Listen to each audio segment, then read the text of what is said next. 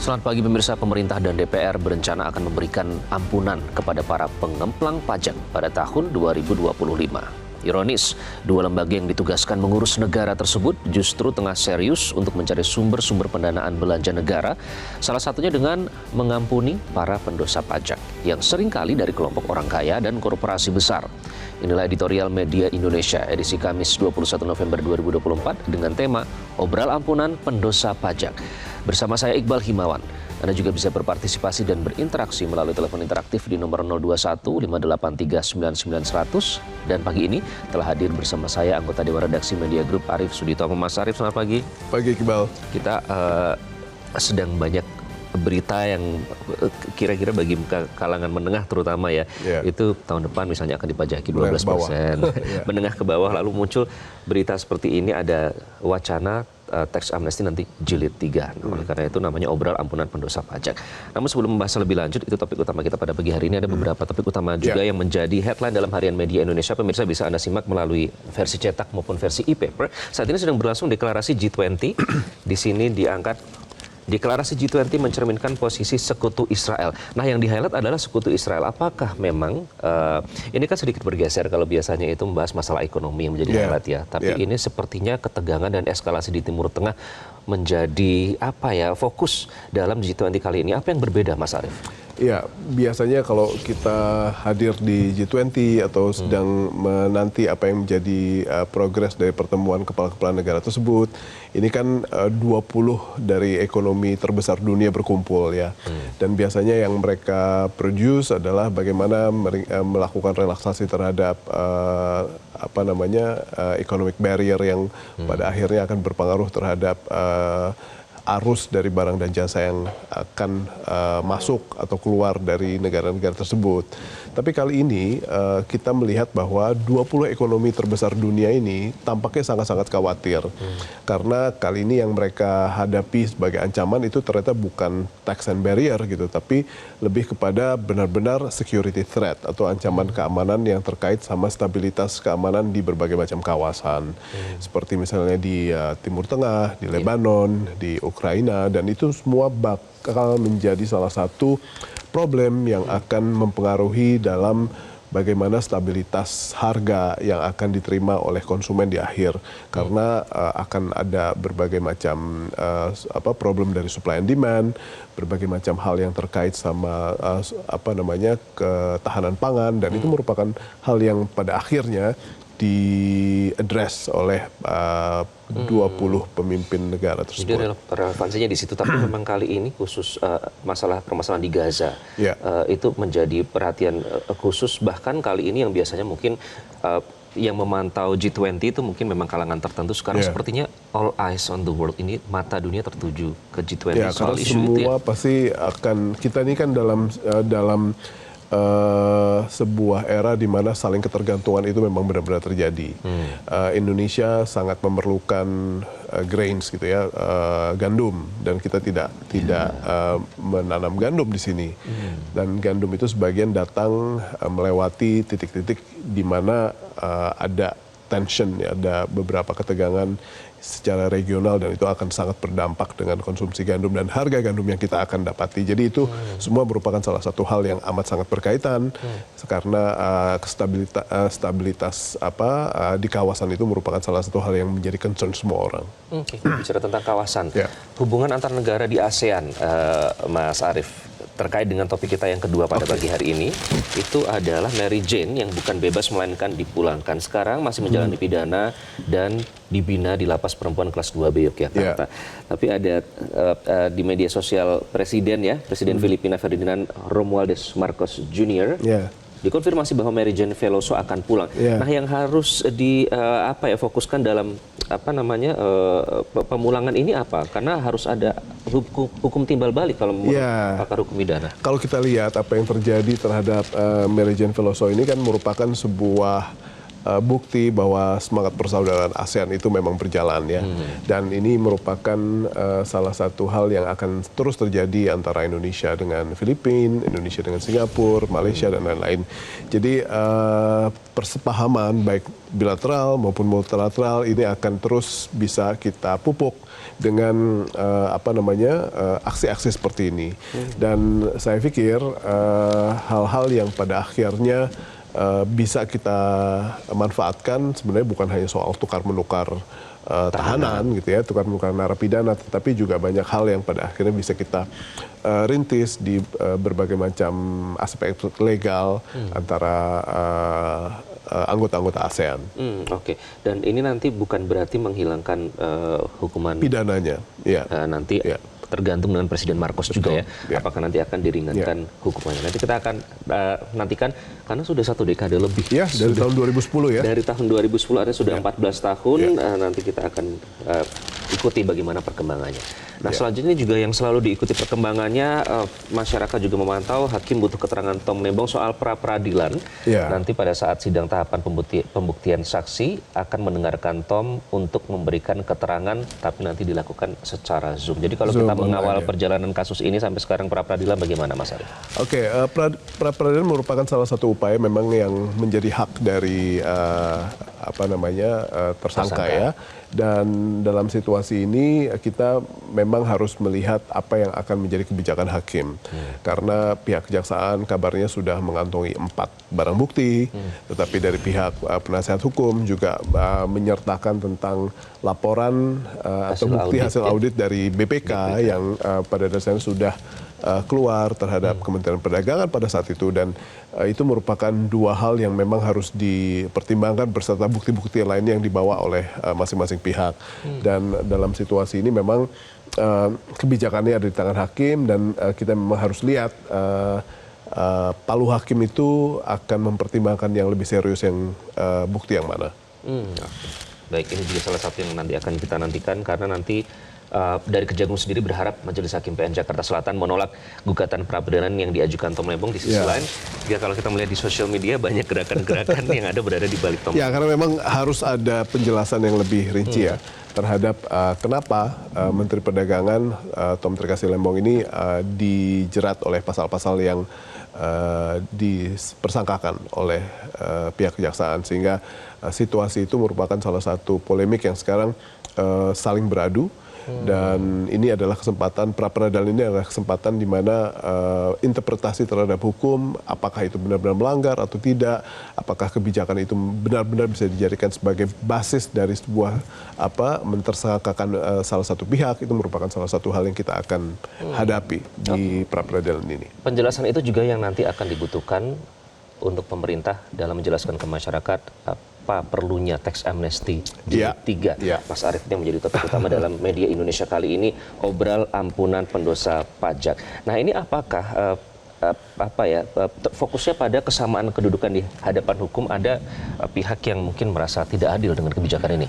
Ya, tax amnesty ini kalau dilihat dari perspektif adil atau tidak adil, ini pasti akan ada menjadi satu hal yang sangat-sangat kontroversial. Karena di satu sisi kalau kita lihat apa yang akan terjadi pada kelas menengah ke bawah, di mana kita juga nanti 2025 akan mendapatkan sebuah kebijakan di mana PPN akan naik 1% dari 11% menjadi 12%. Salah satu tertinggi di negara Asia. Ya, dan itu akan mengungkit ya, akan meningkatkan potensi di mana daya beli publik kita akan melemah. Jadi kalau misalnya daya beli melemah, orang tidak belanja banyak seperti yang biasa, mereka akan lebih menyimpan uangnya untuk hari-hari mendatang, itu akan membuat dan berdampak pada penurunan pertumbuhan dan geliat ekonomi kita akan turun.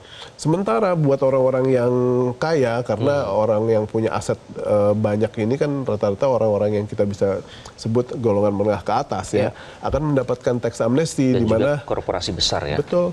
Dan dengan tax amnesty tersebut, aset dan dana mereka yang selama ini diparkir atau disembunyikan di luar negeri di tempat-tempat yang bebas pajak gitu ya, itu akan bisa kembali terepatriasi ke Indonesia, masuk ke dalam sistem perekonomian hanya dengan membayar uang tebusan yang sangat kecil. Jadi kalau dilihat dari sisi keadilan itu memang agak sangat-sangat kontroversial. Belum lagi kalau misalnya kita dihadapkan pada para wajib pajak yang selama ini sudah merasa sangat patuh. Jadi ini merupakan salah satu hal yang layak dijelaskan oleh Kementerian Keuangan atau pemerintah secara berulang-ulang, karena dalam situasi di mana ekonomi yang sedang tidak baik gitu ya, penjelasan dan kepahaman publik terhadap kebijakan ini harus dipastikan bahwa semua setuju, semua paham, karena sekarang kalau misalnya pihak pengusaha saja sudah berteriak agar tolong ditunda karena waktunya belum pas. Ini saya pikir merupakan salah satu hal yang memang harus sangat-sangat dipertimbangkan oleh pemerintah untuk benar-benar ditunda. Oke, apakah ini terutama soal timing atau momentum? Nanti kita akan bahas lebih lanjut. Dan pemirsa, itulah menjadi topik utama dalam Harian Media Indonesia kali ini, obral ampunan pendosa pajak. Selamat menyaksikan.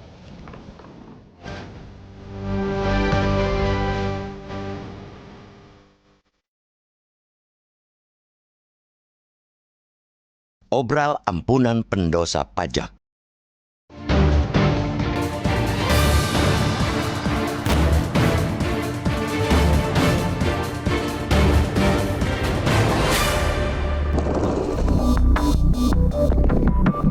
Pemerintah dan DPR tentu bukan sedang berkelakar saat berencana akan mengampuni para pengemplang pajak pada tahun depan.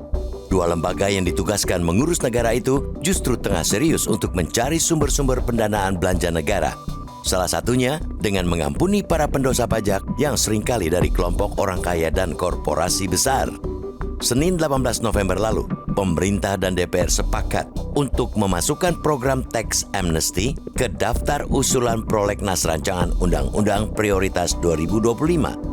Banyaknya program-program pemerintahan baru yang harus dibiayai di tengah seretnya pendapatan negara menjadi alasan mengapa Bill itu jadi prioritas. Harapannya, tanpa sanksi hukum yang akan dijamin oleh program itu, dapat mendorong pengemplang pajak secara sukarela melaporkan kekayaan mereka dan kemudian membayar pajak mereka.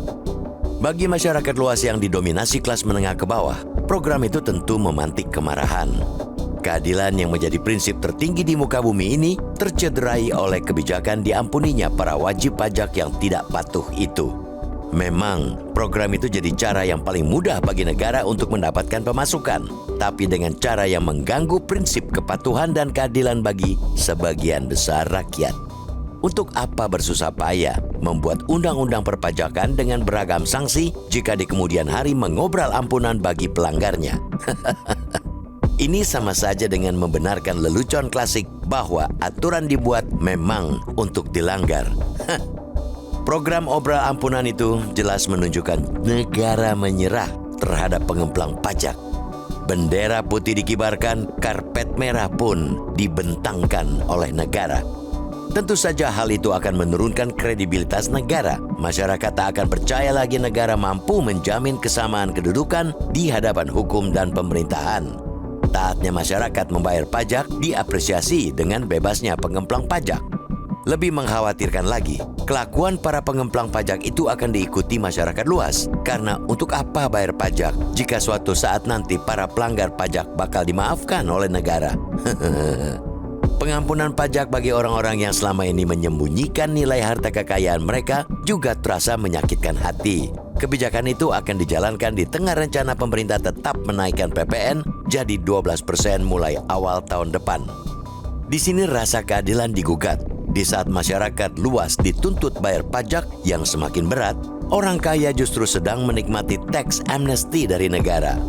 Terlebih, naiknya PPN itu hendak dilakukan di tengah kemampuan daya beli masyarakat menengah ke bawah yang kian pas-pasan. Karena itu, ketimbang menyulut rasa ketidakadilan yang kian sempurna di masyarakat, rencana pemberian tax amnesty itu batalkan saja. Apalagi saat Joko Widodo memimpin, sudah 2 kali negara menggelar program tax amnesty, yakni pada 2016 dan 2021. Jika program itu kembali dilanjutkan pada 2025, sulit dibayangkan nasib kewibawaan negara ini. Memang hasil pajak yang diraup negara cukup lumayan dari program itu. Dari program yang digelar pada 2016 dan 2017, negara meraup pajak 114 triliun rupiah. Sedangkan dari program serupa di tahun 2021, harta yang diungkap wajib pajak mencapai 594,82 triliun rupiah dengan nilai pajak penghasilan yang dibayarkan sebesar 61,01 triliun rupiah. Namun hasil itu didapat dengan melukai rasa keadilan masyarakat. Sebagian besar publik berharap bahwa negara tidak boleh takluk oleh mereka yang memiliki kekuatan uang. Bila negara takluk, ia akan terjerumus dalam kendali segelintir orang.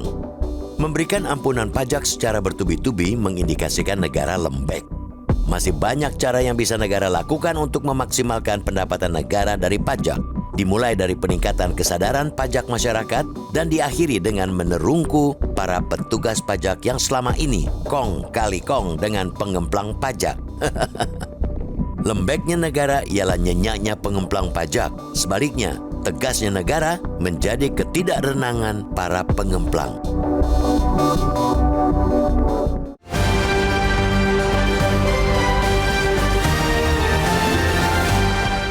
Obral ampunan pendosa pajak, itulah topik editorial Media Indonesia pada pagi hari ini. Nanti kami undang Anda berpartisipasi melalui nomor 0215839900. Kami akan kembali usai jeda, tetaplah di Metro TV.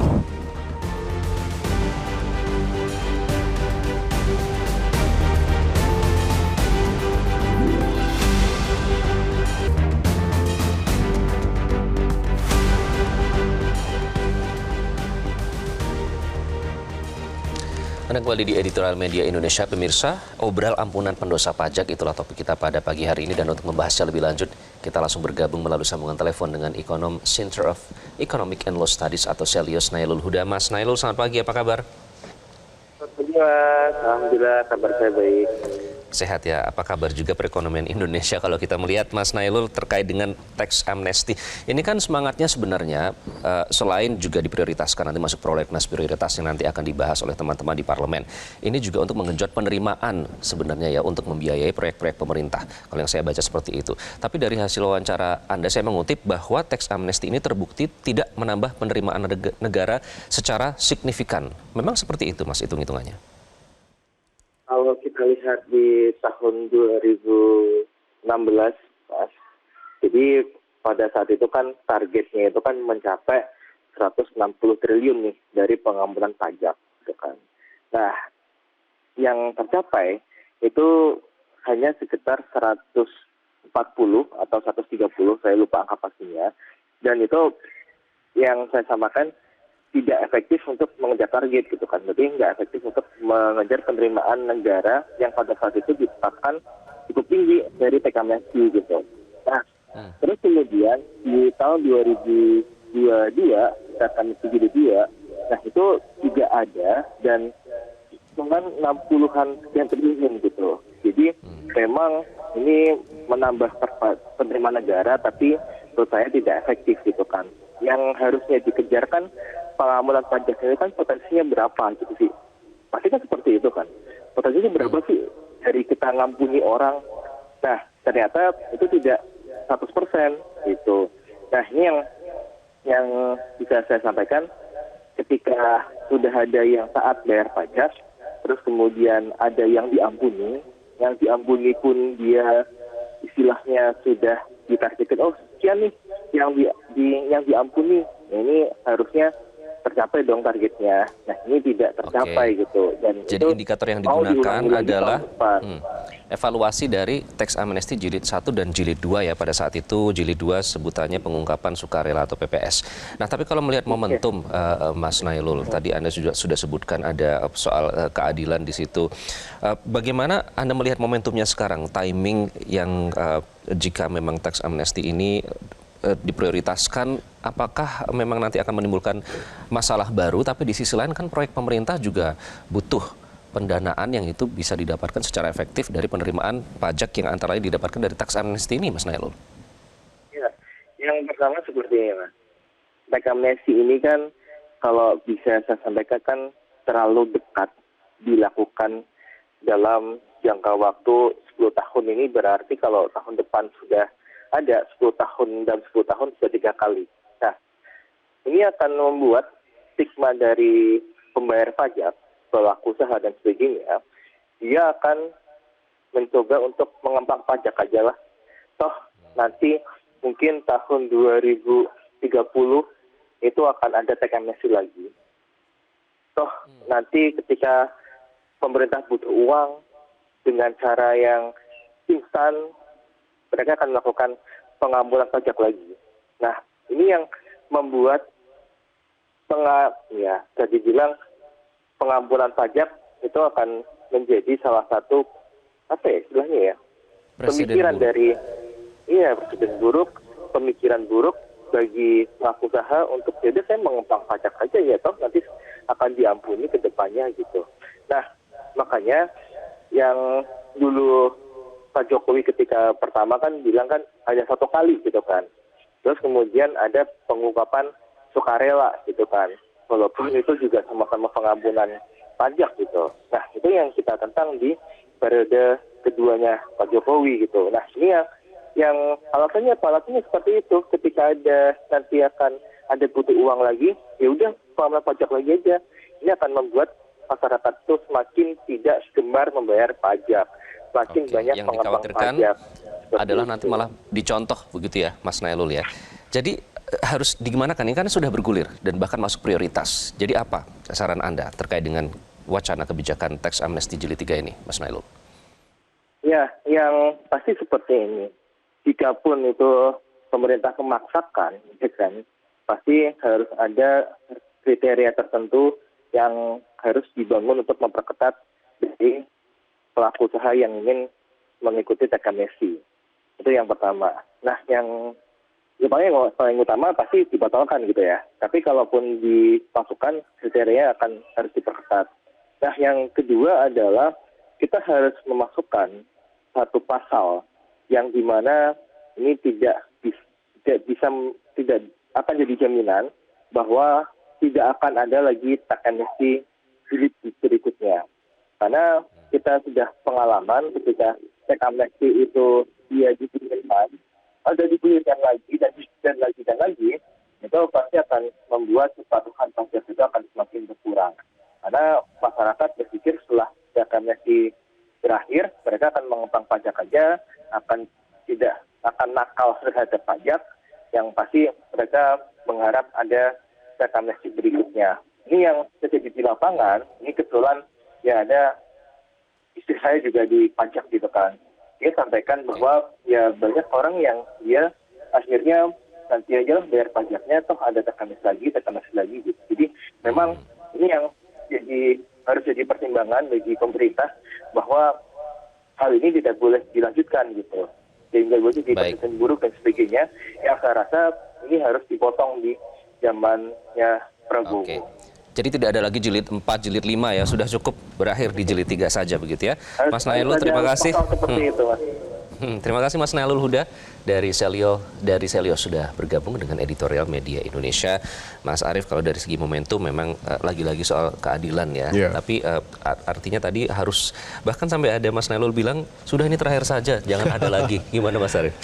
Sepertinya akan sangat sulit ya, karena akan ada siklus di mana pemerintah membutuhkan adanya beberapa kebijakan di mana sektor pajak itu akan menjadi salah satu tumpuan. Dan memang tax amnesty itu adalah salah satu instrumen. Di Amerika Serikat, di India, di Cina sendiri tax amnesty sudah sering kali menjadi salah satu instrumennya. Kayak misalnya di Amerika Serikat itu selama 30 tahun sampai hari ini itu mereka sudah pernah melakukan tax amnesty itu sebanyak 18 kali. Jadi terus di India dalam 40 tahun terakhir itu mereka sudah melakukan 12 kali. Begitu juga di Turki. Mereka sudah lakukan dalam 60 tahun terakhir, mereka lakukan 29 kali. Jadi hal yang sangat penting untuk kita referensikan, khususnya dalam pengimplementasian tax amnesty adalah timing. Jadi kalau misalnya ekonomi lagi baik, mungkin di situ justru kita bisa melakukan tax amnesty, bukan justru di saat ekonomi lagi buruk. Dan kalau kita sekarang lihat bagaimana kita akan implementasi di tahun 2025 di saat PPN juga akan naik 1% dari 11 ke 12, itu pasti akan mendapatkan sebuah resistensi dari pengusaha, karena kalau daya beli masyarakat itu menurun akibat kenaikan pajak, lalu tax amnesty bergulir, saya pikir itu merupakan salah satu problem kontrasnya implementasi yang berbasis keadilan dalam politik pajak kita. Jadi itu merupakan salah satu hal yang memang harus didiskusikan. Kenapa? Karena revisi dari Undang-Undang 11 2016 ini kan memang belum ada draftnya. Itu akan katanya diusulkan oleh Balek, akan dikembalikan ke Komisi 11 dan akan dibahas. Jadi kalau kita lihat prosesnya pasti akan memakan waktu yang tidak sebentar. Betul. Tapi kan Iqbal, di Indonesia ini kan ada undang-undang yang kalau misalnya memang benar-benar didukung oleh kekuatan politik tertentu, itu bisa ada yang hitungan sangat ekspres gitu ya. Bukan hitungan hari, hitungan jam. Hitungan jam. Nah, itu yang dikhawatirkan. Jadi kalau misalnya kita menggarap kebijakan tax amnesty ini secara terburu-buru, revisi dari Undang-Undang 11 2016 itu dilaksanakan terlalu cepat gitu ya, ini akan menjadi satu hal yang akan lahir tanpa konsensus atau persetujuan dan persepahaman dan kepahaman dari banyak pihak, dan itu amat sangat berbahaya buat pengimplementasiannya. Ini artinya harus waktu cukup untuk menambahkan pasal-pasal yang memang sesuai dengan tujuannya, yakni mengejar penerimaan negara, termasuk tax ratio ya Mas ya? Ya, dan seharusnya gini, tax amnesty itu pada dasarnya memiliki sisi positif juga gitu ya. Kalau misalnya kita berbarengan dengan tax amnesty ini, kita bisa meningkatkan tax ratio kita, karena tax ratio kita kan stagnan ya, tidak mengalami peningkatan yang signifikan gitu ya. Harusnya negara sebesar Indonesia dengan tingkat pertumbuhan seperti ini, kita bisa memberikan angka di atas 10% seperti yang hari ini kita miliki gitu ya. Jadi maaf, ini merupakan salah satu hal yang harusnya kita barengi. Lalu juga gini, kalau misalnya sekarang kita memiliki problem dalam hal pemahaman perpajakan atau kepatuhan membayar pajak, tax amnesty ini juga sebenarnya bisa digunakan sebagai medium untuk orang lebih paham tentang pajak dan lebih patuh tentang pajak. Setelah mendapatkan amnesti, tahun-tahun berikutnya mereka harusnya lebih patuh. Dan itu merupakan salah satu manfaat yang pada dasarnya bisa kita dapat dari tax amnesty ini. Tetapi sekali lagi, timing itu merupakan salah satu elemen yang amat sangat penting untuk dijadikan kapan kita akan menerapkan kebijakan ini. Oke, itu menarik karena justru kenyataannya saya mengutip pernyataan dari beberapa pakar, seharusnya lebih patuh, tapi kenyataannya malah secara psikologis, ya udah nggak apa-apa, karena nanti akan terlalu pendek ya, dan basis dari penerapannya tidak seberapa tepat. Karena 2016 kita cukup berhasil mendatangkan 130 triliun. Cukup besar ya. Meskipun tidak memenuhi target, tapi cukup besar. Ya, target pajak kita ter-achieve kalau nggak salah 80-an% pada saat itu. Tidak sampai 100%. 2022 kita mendapatkan 60 triliun. Tetapi sekali lagi saya ingin meng-highlight beberapa manfaat yang pada akhirnya ikut dari program tax amnesty ini. Jadi dengan mendeklar dan aset serta dana tersebut masuk dalam sistem perekonomian kita yang legal, kita mendapatkan kurang lebih ada 4.000 triliun yang terputihkan lah ya dari dana dan aset yang pada akhirnya tahun 2016 itu menjadi bagian dari tax amnesty. Memang yang masuk cashnya cuma 130, tetapi ada repatriasi yang cukup signifikan. Baik, supaya kita bisa mendapatkan gambaran 360 derajat soal tax amnesty ini. Nanti kita akan bahas lebih lanjut. Nanti kita juga akan mendengarkan langsung pendapat dari Anda yang tahun depan akan membayar PPN 12%. Nanti kami akan kembali sesaat lagi, tetap lagi di Editorial Media Indonesia.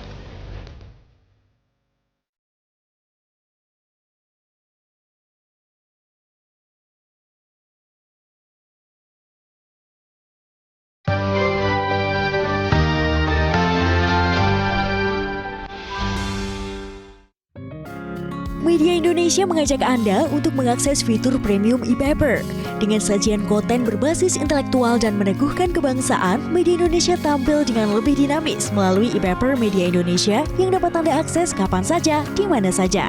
Caranya mudah, download aplikasi Media Indonesia di Android atau ketik link e-paper.mediaindonesia.com atau bisa scan QR code pada layar kaca Anda.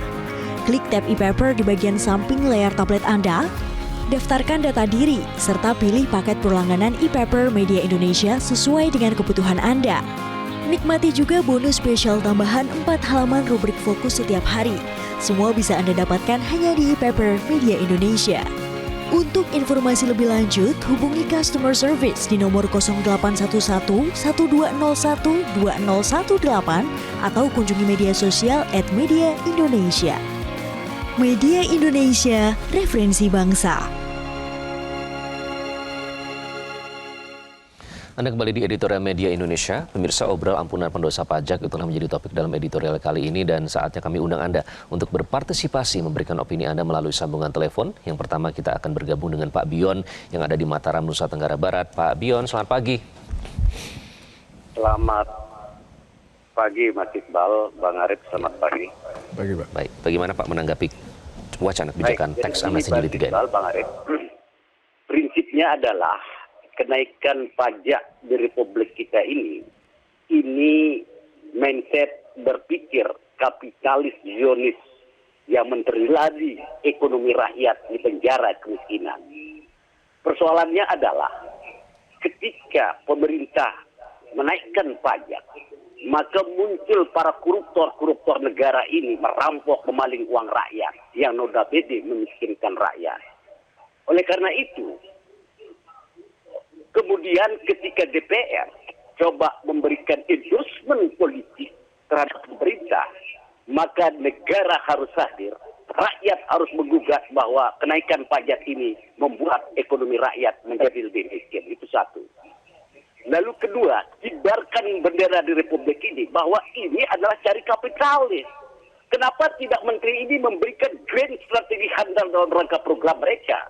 Menendorsement kelautan kita dengan dicuri ikan kita, hutan kita untuk kita buka lahan pertanian sebesar-besarnya dalam rangka peningkatan APBN. Ini neolib yang dibangun oleh pemerintah dengan cara-cara bagaimana ekonomi rakyat penjarakan. Itu yang kedua. Lalu yang ketiga, Bung Iqbal, Mas Arif, kita ini sudah lelah lah. Saya ini dipenjara, disetrum oleh pemerintah rezim Soeharto. Bang Iqbal, ketika kita menjatuhkan Soeharto di Senayan, mau berpikir rasional lah pemerintah ini. Oleh karena itu, Presiden Prabowo dalam hal ini untuk segera mengevaluasi kembali Sri Mulyani bahwa kebijakan ini tidak populer buat rakyat. Demikian mungkin. Terima kasih. Baik, terima kasih Pak Bion dari Mataram, Nusa Tenggara Barat. Sudah kami catat tadi poinnya. Selanjutnya ada Pak Ondo dari Bekasi, Jawa Barat. Selamat pagi Pak Ondo. Pak Ondo, selamat pagi. Baik, kita coba panggil kembali Pak Ondo. Selamat pagi Pak Ondo. Baik, tampaknya belum menjawab. Nanti kami akan kembali mencoba dengan Pak Ondo. Pak Edward, selanjutnya kita akan coba terhubung dengan Pak Edward dari Curug Bengkulu. Pak Edward, selamat pagi.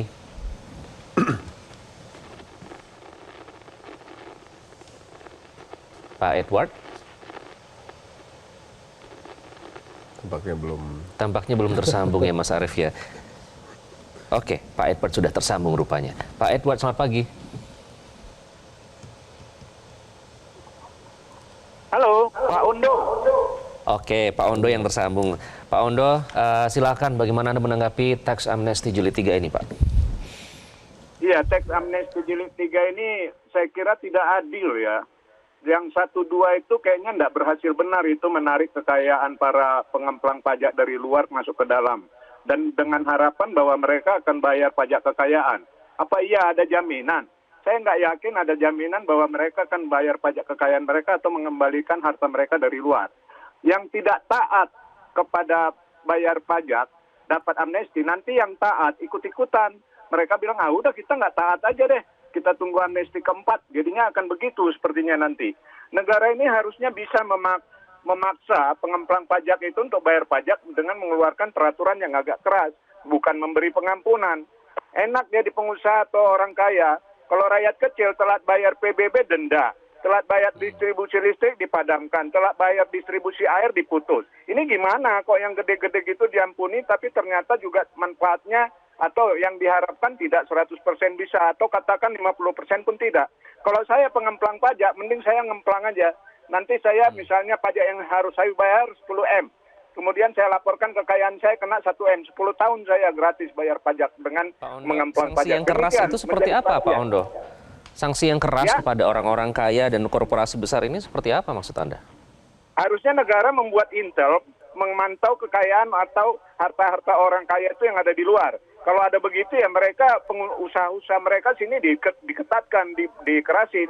Demikian juga kalau mereka telat bayar pajak itu didenda. Jangan kayak rakyat kecil didenda, mereka nggak didenda, malah diampuni gitu loh. Oke, baik, terima kasih Pak Ondo dari Bekasi, Jawa Barat. Selanjutnya Pak Edward di Curug Bengkulu. Pak Edward, selamat pagi. Selamat pagi Metro TV. Silakan Pak Edward. Jadi kebijaksanaan amnesti pajak ini tindakan yang tidak populis. Sama dengan tindakan menaikkan PPN 12%. Ini tidak populis. Ini menyesal. Ya rakyat banyak yang kecewa. Kan sudah 2 kali diadakan teks amnesti. Pemerintah kan bisa menginventarisir. Ini pajak-pajak mana yang membangkang yang selama ini? Apa pembayar-pembayar pajak mana yang membangkang? Kalau mereka sampai 1 kali, 2 kali, 3 kali, wah ini perlu diberikan tindakan yang tegas. Dalam hal ini, pemerintah hendaknya membuat undang-undang, jangan perdata lagi kalau pembangkang pajak itu. Itu sama dengan korupsi, koruptor. Bikin pidananya, tegaskan, bikin aturannya. Supaya jangan ada lagi yang berani. 1 kali dapat teks amnesti, 2 kali dapat teks amnesti. Ini yang ketiga, nanti yang keempat. Ini diinventarisir, mereka yang sudah melakukan teks amnesti sebelumnya, itu dicatat dan diberikan sanksi dan diberi teguran yang keras. Kenaikan PPN 12% saat ini betul-betul tidak populis karena rakyat ekonomi sedang tidak baik-baik saja. Tetapi pemerintah menimbulkan aturan tentang teks amnesti. Ini betul-betul melukai percaya rakyat. Kita kepingin pemerintah itu betul butuh anggaran, tetapi dengan jalan yang benar. Terhadap pembangkang pajak ini, berikan denda yang besar. Kami rakyat kecil tidak bayar PBB, tidak bisa mengurus hal-hal yang lain yang menyangkut kependudukan nggak bisa diurus karena harus lunas PBB. Kami aja harus tahan menyadari bahwa kami rakyat kecil yang warga negara yang baik itu membayar pajak. Nah mereka pengusaha-pengusaha besar yang hartanya triliunan itu enak sekali dapat pengampunan. Ini yang nggak benar. Cobalah pemerintah berpikir bahwa semuanya equality before the law. Semuanya sama di depan hukum. Rakyat Indonesia itu adalah rakyat ini yang kaya yang miskin sama. Terima kasih Metro TV. Terima kasih Pak Edward dari Curug Bengkulu. Mas Arief, selain lagi-lagi di highlight ya soal keadilan. Soal denda juga dibahas di situ. Jujur saya merasa relate ya sebagai warga kalau kita misalnya ini kan peringatannya tuh berkali-kali, tapi ini seperti kesannya tuh malah digelar karpet merah, pengemplang pajak yang mereka tidak mematuhi malah justru dikasih privilege begitu. Jadi apakah ini kembali soal perlukah denda atau sanksi yang lebih besar bagi para pengemplang pajak ini bukannya malah memberikan kebijakan yang menguntungkan mereka? Ya, tadi yang disebutkan Pak Ondo, Pak Edward, itu kan pada dasarnya bagaimana kita bisa menerapkan peraturan perpajakan kita secara adil. Ya, bagi orang yang sudah patuh seharusnya bisa mendapatkan insentif. Bagi orang yang tidak patuh, seluruh hal yang terkait sama sanksi terkait dengan pelanggaran administrasi pajak atau pidana pajak itu juga harus diimplementasi juga terhadap mereka, baik miskin maupun kaya. Semuanya sama. Dan semuanya harus bisa dibuktikan bahwa penerapan dari peraturan pajak itu berlaku pada semua orang. Dan ini merupakan salah satu PR memang untuk bisa kita membuktikan bahwa deraan pajak, ketertiban untuk patuh terhadap pajak itu bukan hanya dibebankan kepada rakyat kecil saja gitu ya. Jadi ini merupakan salah satu PR kita untuk bisa membuktikan bahwa beban untuk sama-sama berpartisipasi dalam membayar pajak itu ada di semua dan semuanya juga mendapatkan perlakuan yang sama. Karena biar bagaimanapun PPN itu mungkin tidak akan seberapa terasa buat orang kaya ya, tapi untuk orang miskin itu akan sangat berdampak sama daya beli. Dan di saat orang miskin tidak punya aset yang untuk dideklar, tapi orang kaya yang justru punya aset yang disembunyikan di berbagai macam tempat untuk bisa dideklar dan pada akhirnya hanya dengan tembusan yang kecil untuk bisa masuk ke dalam sistem perekonomian dengan legal, itu merupakan salah satu hal yang harus diperhatikan oleh pemerintah agar azas keadilannya itu benar-benar bisa ditunjukkan kepada publik. Bahwa ini loh manfaatnya dengan tax amnesty. Itu salah satu PR dari pemerintah untuk membuktikan kepada kita bahwa ini memberikan sumbangan atau kontribusi kepada kas negara, peningkatan yang sangat signifikan terhadap penerimaan pajak kita di 2025 nanti. Itu merupakan salah satu hal yang harus dibuktikan. Oke, kenapa itu bisa, tadi kalau dari beberapa penelpon juga secara psikologis tuh bisa menjadi presiden buruk. Artinya nanti kita tidak usah patuh saja. Iya, karena kalau rutin dan tidak terstrategi itu akan seperti itu. Jadi yang namanya tax amnesty bisa ditunggu setahun 2 tahun lagi. Karena kita dalam 10 tahun terakhir kan kita sudah melakukan kurang lebih, kalau 2025 ini akan jadi kan kita sudah melakukan 3 kali ya. Jadi apabila ada pihak-pihak tertentu yang selama ini memarkirkan aset dan dana di luar negeri tanpa pajak, ya dia akan hitung nanti aja kalau misalnya tax amnesty berikutnya akan datang, saya akan ikut. Tapi selama bertahun-tahun mereka akan parkirin dulu di tempat di mana tax haven itu ada, misalnya kayak Cayman Island segala macam. Itu merupakan salah satu hal yang menjadi risiko kalau kita menerapkan tax amnesty ini tanpa strategi. Oke, strategi itu termasuk menjelaskan kepada masyarakat, sosialisasi kepada masyarakat, manfaat dari tax amnesty itu sendiri. Kalau sejauh ini apakah itu sudah dilaksanakan secara optimal, Mas Arief, supaya masyarakat mendapatkan gambaran 360 derajat kenapa tax amnesty ini memang ada manfaatnya meskipun pelaksanaannya harus diawasi? Saya melihat berbagai macam statement dari Menteri Keuangan. Kalau dari pihak anggota DPR sendiri, misalnya Ketua Komisi 11 Pak Misbahkun memang sudah memberikan keterangan, tetapi kan sama sekali belum detail.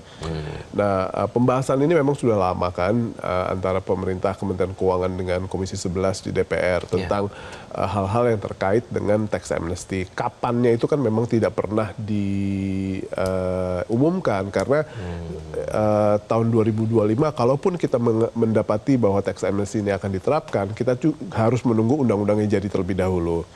Sehingga ini merupakan salah satu hal yang memang harus menunggu banyak hal, diantaranya sebelum implementasinya dilaksanakan, sosialisasi harus terus diungkapkan. Karena mungkin orang-orang yang terpapar dengan apa yang menjadi argumen Kementerian Keuangan, apa yang menjadi basis pemikirannya Ibu Menteri, itu merupakan orang-orang yang masih mungkin segelintir. Tapi bagaimana publik secara jauh lebih luas itu harus memahami manfaat yang akan mereka terima itu seperti apa, itu patut dijadikan PR oleh kita untuk dilaksanakan. Oke, nanti kita akan bahas lebih lanjut di segmen terakhir, Mas Arief, namun kami harus jeda terlebih dahulu. Tetaplah bersama kami.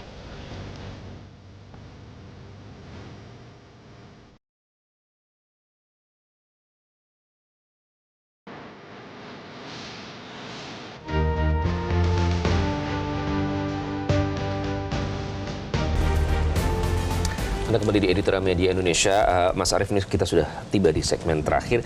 Nah, pertanyaannya yang pamungkas sebenarnya ya, kalau memang ini semangatnya untuk meningkatkan penerimaan pajak. Nah, ini kan bisa dibilang seperti booster penerimaan pajak ya. Tapi apakah ini sepadan dengan dampak ekonomi yang nanti akan timbul, Mas Arief? Ya, itu yang harus kita pertimbangkan dan kita diskusikan baik-baik ya, Iqbal. Karena kalau misalnya tax amnesty ini digulirkan, apakah itu akan memberikan sebuah dampak positif atau tidak? Paling tidak dalam bagaimana diskursus yang ada di publik tentang keadilan dalam hal perpajakan. Yang kedua, ini kan nanti akan berbarengan 2025 PPN akan dinaikkan dari 11% menjadi 12%. Gitu ya. Apakah berbarengan dengan ini dampak dari perekonomian kita akan melemah atau tidak? Karena percuma juga kalau misalnya kita tujuannya memberikan berbagai macam kebijakan yang di sektor perpajakan yang tujuannya untuk mendapatkan boosting gitu ya untuk penerimaan di sektor pajak, tapi akhirnya berdampak pada melesunya ekonomi. Orang instead of mereka belanja, malah mereka menabung uangnya untuk tidak dibelanjakan dan ekonomi tidak seberapa bergulir. Dan itu merupakan salah satu hal yang pada akhirnya nanti bisa-bisa berdampak kalau nanti terjadi deflasi terus-menerus atau inflasi ya. Ini merupakan salah satu hal yang ujung-ujungnya pemerintah harus mengalokasikan sejumlah dana lagi untuk memberikan bantalan-bantalan sosial. Dan itu kan kalau jumlahnya fantastis, artinya itu bukan sebuah kebijakan yang strategis. Jadi timbang-timbangnya memang harus dipikirkan sejak sekarang. Kenapa? Karena sebuah kebijakan itu harus bergulir dengan dukungan publik yang besar sehingga tingkat partisipasinya juga bagus. Nah, kalau misalnya belum banyak orang yang paham, belum banyak pihak yang setuju, bahkan dasar hukumnya pun juga belum ada.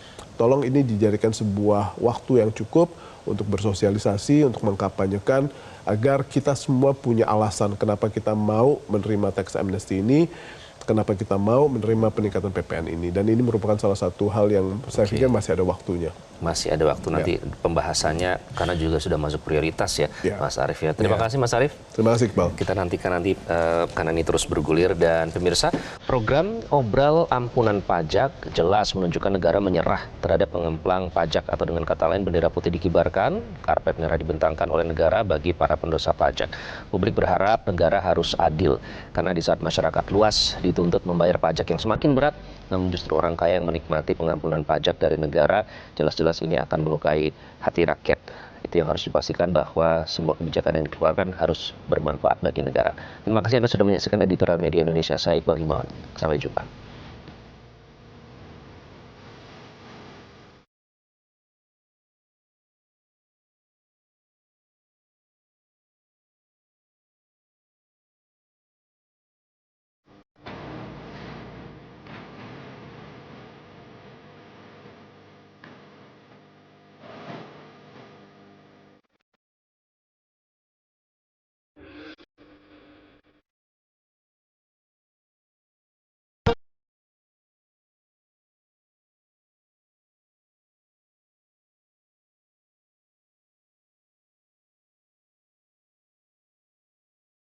Jelajahi cara baru mendapatkan informasi. Download Metro TV Extend sekarang.